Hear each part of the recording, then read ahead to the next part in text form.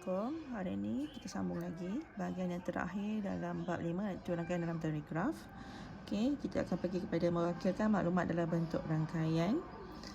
Okey, so ini objektif pelajaran awak hari ini, iaitu di akhir pelajaran pelajar akan dapat mewakilkan maklumat dalam bentuk rangkaian. Okey, so kita tengok apa yang dimaksudkan dengan mewakilkan maklumat dalam bentuk rangkaian. Rangkaian merupakan satu bentuk graf yang unik yang boleh digunakan untuk mewakilkan maklumat yang bertindih atau bersilang.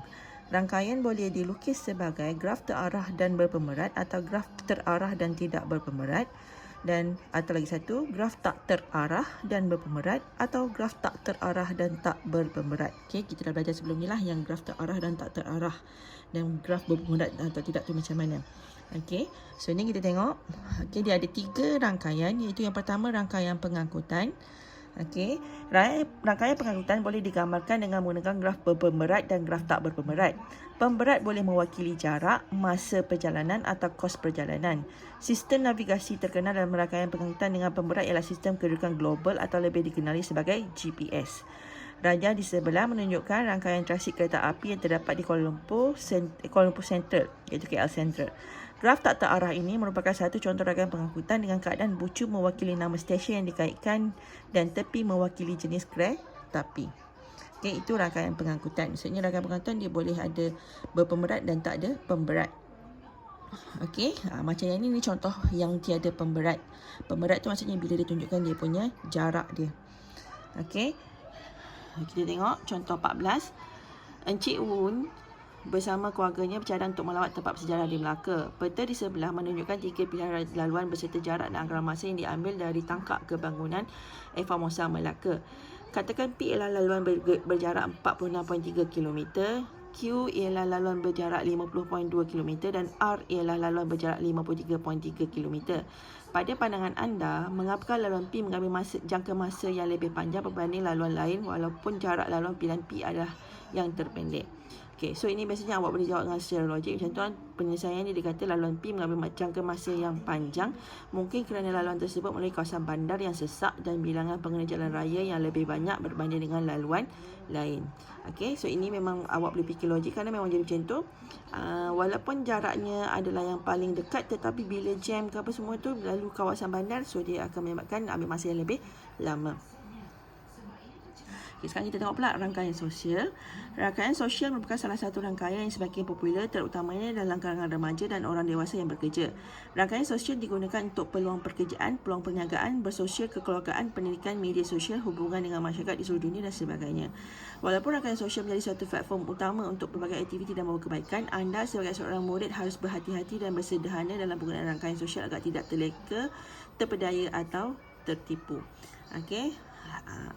Ni contohnya.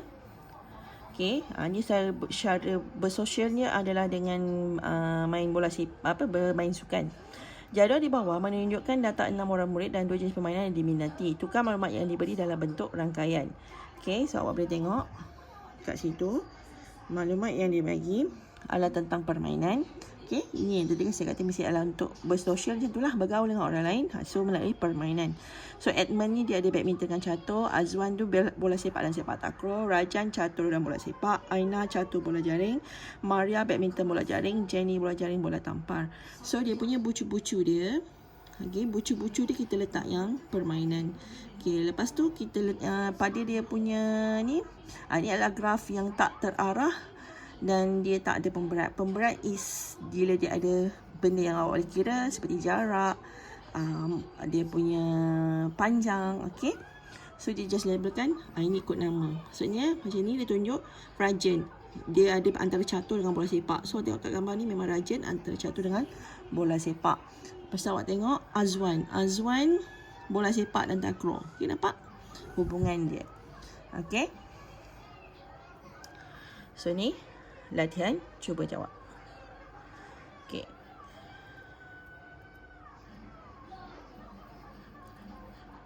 Okey, sekarang kita pergi menyelesaikan masalah melibatkan rangkaian. Okey. Objektif pembelajaran, di akhir pembelajaran pelajar akan dapat menyelesaikan masalah melibatkan rangkaian. Okey, yang tadi tu just penyelesaian masalah biasa, yang ini masalah yang lebih rumit sedikit lah. So kita tengok macam mana. Okey, contoh 16. Dia kata jadual di bawah menunjukkan pilihan pengangkutan awam, anggaran masa perjalanan dan anggaran kos dari Johor Bahru ke Kota Baru. Okey, so dia ada 3 pilihan, bas, kereta api dan kereta. Okey, kalau bas tu dia kata dalam anggaran tempoh masa perjalanannya adalah 9 jam, kereta api 17 jam, kereta 9 jam.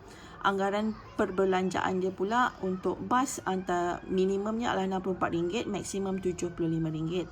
Kalau kereta api, dia ada 2 pilihan, yang ada tempat tidur dengan tak ada tempat tidur. Okey, so harga dia pun berbeza, awak boleh lihat dekat sini. Okey, dan kereta pula, okey, untuk sebuah kereta tak kira lah macam mana pun dia punya jumlahnya adalah untuk RM120 satu buah kereta. Maksudnya kereta tu dia boleh muat untuk tak kira awak naik berapa orang pun dalam tu, memang dia punya kos bahan api dia adalah RM120. So berdasarkan di jadual di atas, tentukan jenis pengangkutan yang harus dipilih dalam situasi yang diberikan bawah, berikan justifikasi anda. So A dikata perjalanan yang melibatkan seorang dewasa tanpa kekangan masa. So kalau yang dekat sini sebab dia kata tanpa kekangan masa, maksudnya dia tak akan kisah untuk masa tu walaupun lama. Jadi kita akan consider daripada dia punya harga tiket. So kalau kita tengok dekat sini jadual ni, okey, yang paling reasonable untuk dia adalah kereta api dengan tanpa kemudahan tempat tidur, sebab ini yang paling murah. Okey. B, perjalanan yang melibatkan seorang dewasa dengan kekangan masa. Okey, bila kekangan masa maksudnya dia mesti nak masa yang paling singkat. So pilihan sama ada bas ataupun kereta.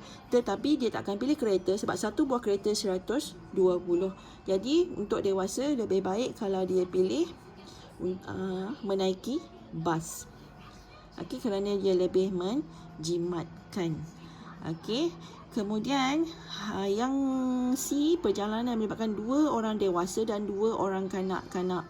Okay, so yang ni definitely daripada awak pilih pengangkutan awam, baik ambil kereta. Sebab kalau dia pergi ambil bas dia tak ada harga yang berbeza lah, tapi awak tengok harga dia memang antara 64 hingga 75. Kalau kereta api dia akan ikut dia punya kategori sama ada kanak-kanak dan dewasa. Sedangkan kalau kereta tu naik je sekali ramai macam ni, dia adalah RM120 sahaja. So boleh tengok kat sini. Okey, nak dapat lebih mudah dikeluarkan tabelnya, dia tunjuk macam ni. Okey, bas dia kata minimum RM64, maksimum RM75. Kereta api dia letak ikut harga tu lah. Okey, untuk kereta tak ada, sebab saya dah kata tadi kereta tu memang dia terus kata RM120. So A dia kata kereta api dengan kemudahan tempat tidur ialah pilihan terbaik kerana kos perjalanannya hanya beza RM5 berbanding dengan kereta api tanpa kemudahan tempat tidur. Pilihan ini juga lebih murah daripada perbelanjaan dengan memandu kereta. Okey, bas merupakan pilihan terbaik kerana lebih jimat dan penumpang boleh berehat sepanjang perjalanan. Perjalanan jauh bagi seorang individu menggunakan kereta bukan satu pilihan bijak dari aspek keselamatan. Nampak dia kaitkan juga dari segi benda-benda logik lain, bukan hanya consider dari segi harga. Okey, dan yang C, kereta ialah pilihan yang paling menjimatkan. Okey, so sekarang kita tengok pula contoh 17.